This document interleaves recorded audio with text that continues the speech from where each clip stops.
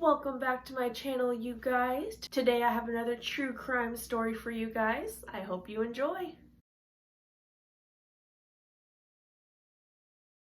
January 8th, 1993 in Palatine, Illinois started off like any other day. Employees of Brown's Chicken fast food restaurant got ready and arrived for their shifts as they always did. None of them knowing that this night was going to end in a tragically different way than any of them could have imagined. The owners of Brown's Chicken, 50-year-old Richard Ellenfelt and his wife Lynn, were helping preparing shutting down the restaurant for the night.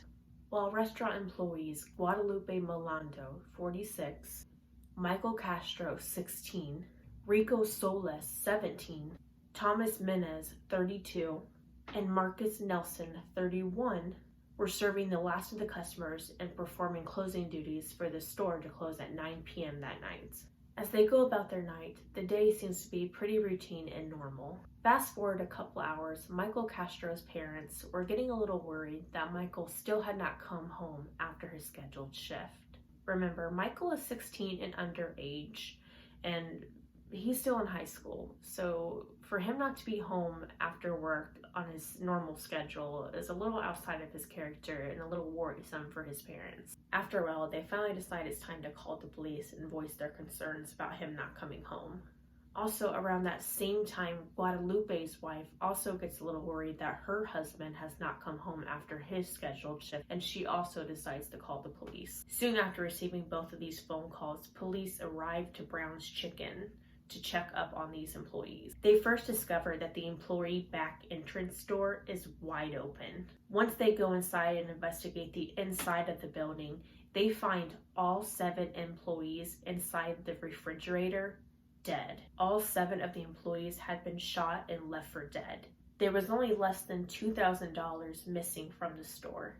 The investigators collected what evidence they could at the time, but there honestly was not much to work with.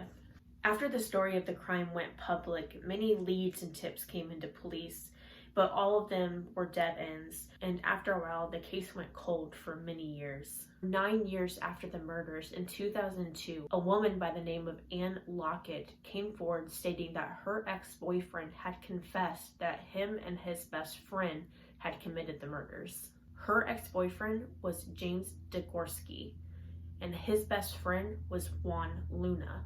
Juan Luna just so happened to be a previous Brown's Chicken employee. One of the very few pieces of evidence that the police collected from the crime scene was a half-eaten piece of chicken that was found in the trash can.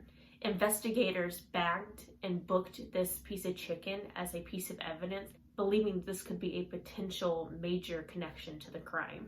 After receiving this tip from Ann Lockett, the police decide to test this piece of chicken for DNA to see if there's any saliva or anything that could be a possible connection to Juan Luna. And once the results came in, it was determined that the DNA on the chicken was in fact Juan Luna's DNA. In May of 2002, Juan Luna is arrested and taken into police custody. He then decides to confess to police and tells them the entire story of what happened that night. Juan and his friends James entered into Brown's Chicken that night at about 9 p.m. as the store was preparing to close. They ordered a 4-piece chicken dinner and began eating it. But before finishing all their food, they then decided to take their plan into action by holding all the employees at gunpoint. They then ushered them into the refrigerator or the coolers. They then decided to shoot and leave all the employees for dead. Since Juan Luna had worked at Brown's Chicken, he knew that they did not have an alarm system or any cameras.